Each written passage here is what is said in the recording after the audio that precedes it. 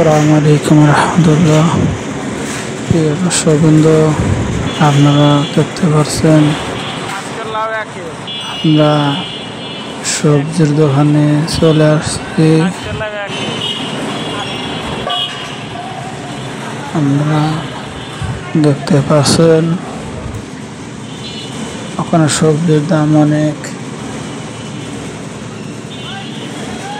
লাউ ৮০ টাকা, ভেন্ডি ৮০ টাকা,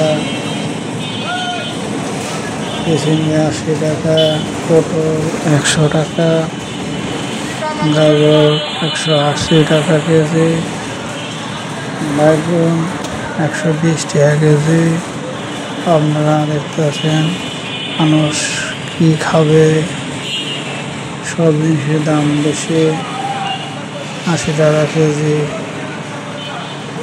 শসা, সব কিছুর দাম বেশি।